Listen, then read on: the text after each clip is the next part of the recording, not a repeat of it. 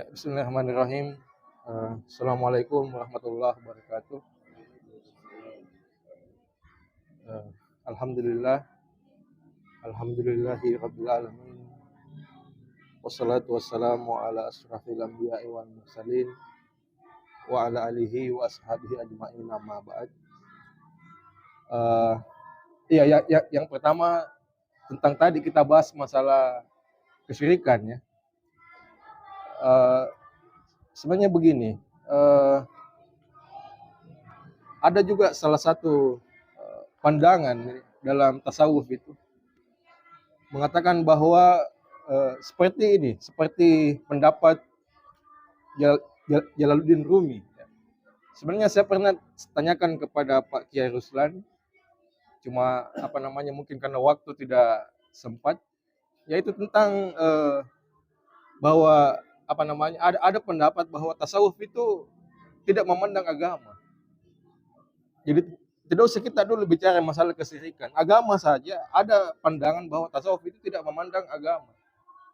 Kenapa saya bilang seperti itu? Ada banyak, kalau kita mau telusuri perkataan syair-syair ya, Jalaluddin Rumi yang dikenal sebagai salah satu tokoh sufi dunia, itu yang mengatakan bahwa agamanya adalah agama cinta. Agama itu adalah cinta. Agama itu adalah kebaikan.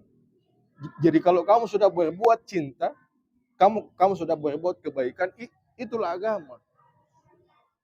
Kalau kamu berbuat keburukan, itu bukan agama. Jadi bahkan di dalam di dalam syair lainnya lagi dia katakan, meskipun yang kamu sampaikan dari mulutmu, tapi yang kau sampaikan itu kebaikan dari niatmu yang tulus, itu sebenarnya dari Tuhan. Tapi meskipun yang kamu baca ayat-ayat suci, maksudnya ini Al-Quran, tapi kamu sampaikan dengan hati yang benci, kamu sampaikan misalnya hanya untuk memvonis orang, hanya untuk istilahnya menghukumi orang, misalnya kan ada ayat dipakai untuk kepentingan tertentu misalnya, maka itu yang bicara bukan Tuhan, itu yang bicara adalah kamu sendiri di situ, yang itu nggak bisa dikaitkan dengan agama di situ. Jadi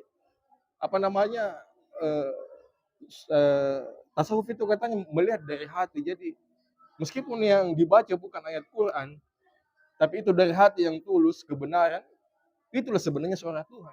Tapi dari situ banyak yang berkesimpulan bahwa ya dari jalur Rumi ya, saya tidak tahu kalau dari sufi-sufi lain, tapi kebanyakan memang Rumi itu dikenal bahwa Rumi itu tidak tidak melihat satu agama sebagai satu kebenaran. Jadi seperti tadi bahwa kebenaran itu bisa di mana saja. Kalau kamu baik, hatimu ikhlas, itulah kebenaran, itulah suara Tuhan. Itu yang saya mau tanyakan kepada kita, apakah pernah kita mendengar seperti itu atau bagaimana? Yang kedua, ini yang tadi tentang masalah kecintaan terhadap dunia. Ini juga ada yang mengkritik bahwa tasawuf ini sebenarnya tidak terjangkau.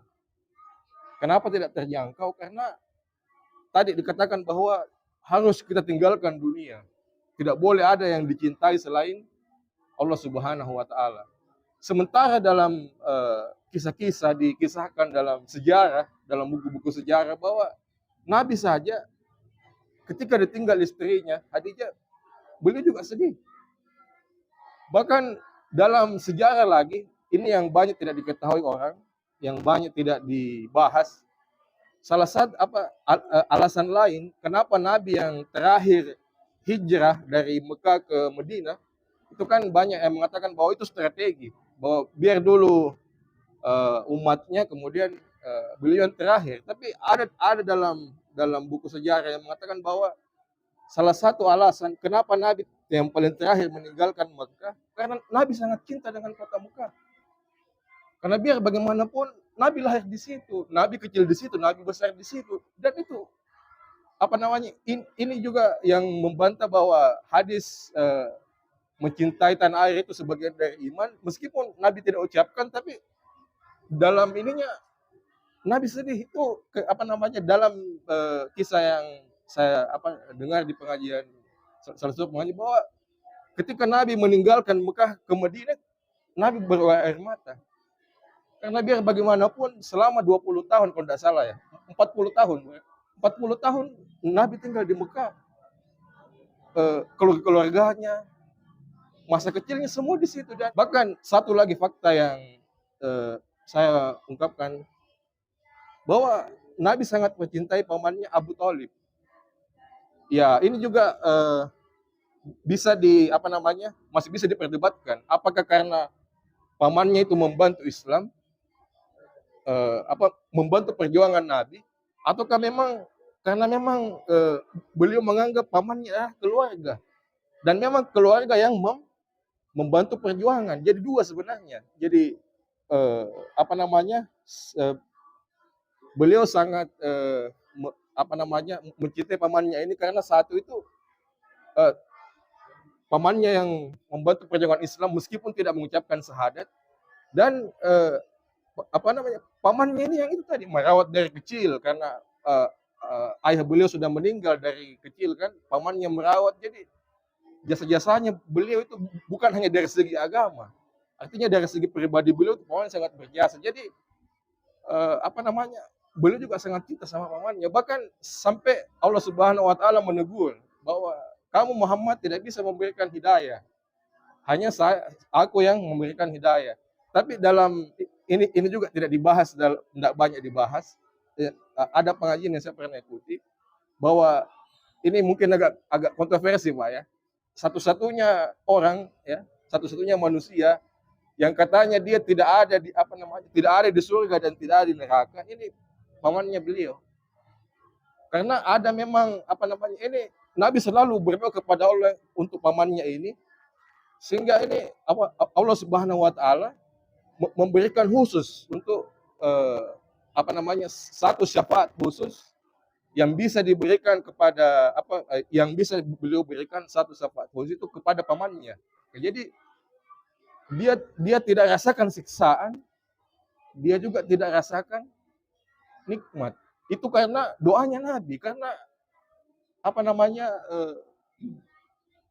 syafaatnya Nabi yang khusus untuk diberikan kepada satu orang itu. Dan memang ada syafaat juga yang diberikan kepada seluruh umatnya, tapi khusus untuk pamannya ini Nabi berikan itu. Dan itu kan bukti bahwa Nabi juga mencintai keluarganya.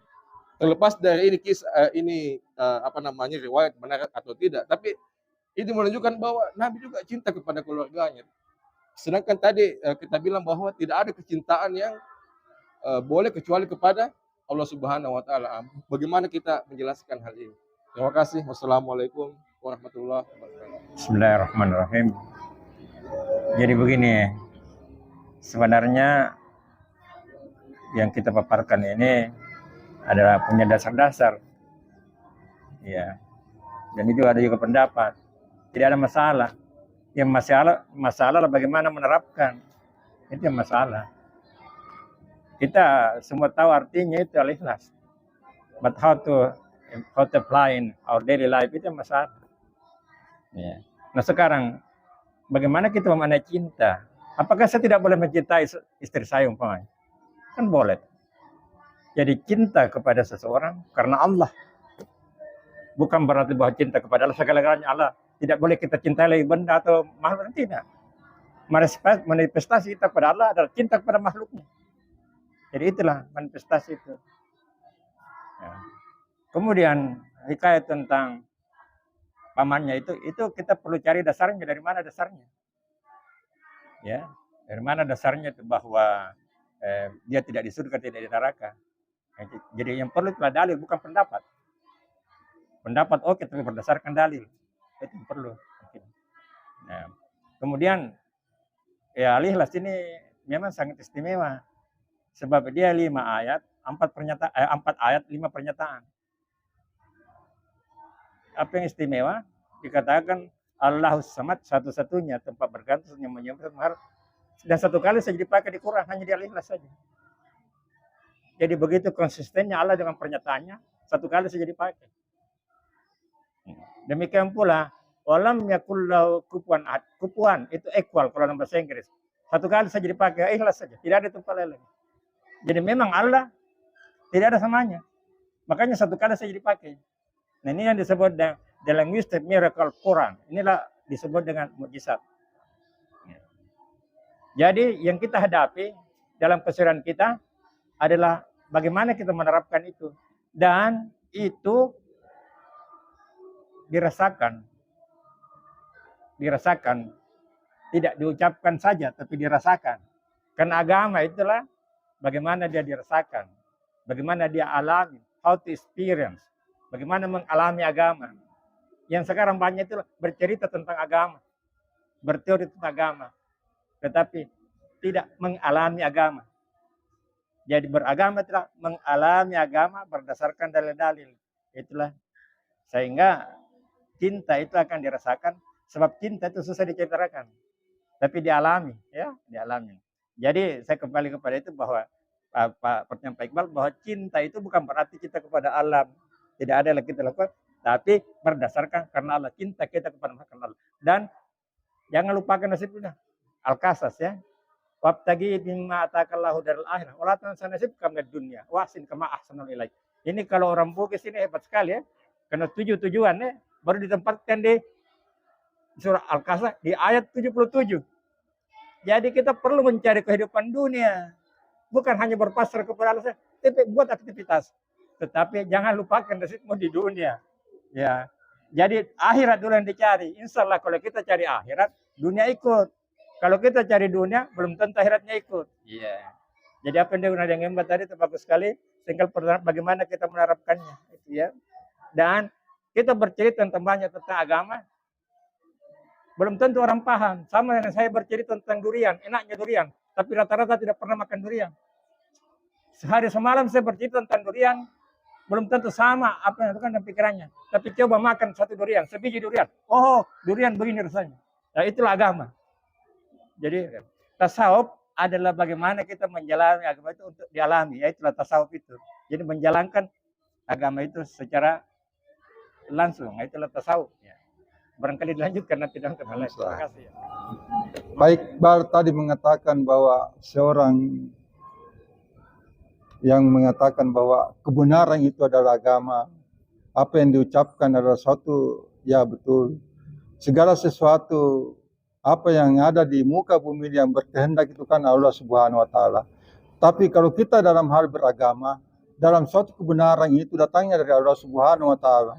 Tapi dalam suatu kesalahan dan kekurangan kita tidak bisa menisbahkan kesalahan kita kepada Allah Subhanahu wa taala, kepada dalam diri kita sendiri sebagai manusia.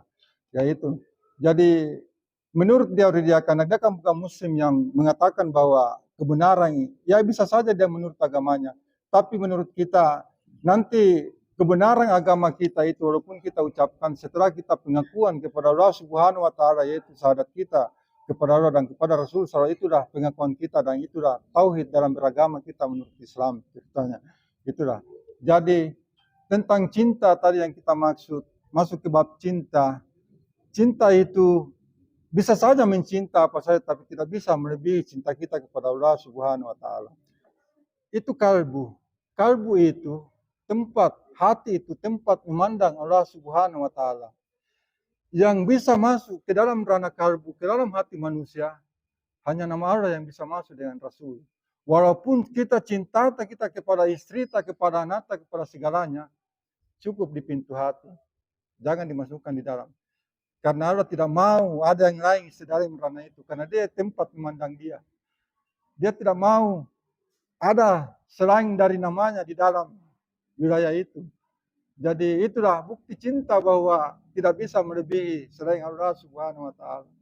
Karena dia buatkan itu hati untuk memandang. Dia tidak pandang fisik kita, dia tidak pandang wajah kita, tapi dia pandang di dalam hati kita. Makanya tadi waktu saya ibaratkan Bilal ketika disiksa, diseret di atas pasir yang Allah ingin tahu apa di hati Bilal. Ternyata di dalam Bilal ahad. Sehingga Bilal walaupun diseret, dia tetap merasakan suatu kebahagiaan karena dia bersama Allah Subhanahu wa taala. Saya rasa cukup mungkin Ada teman yang bisa menambahkan?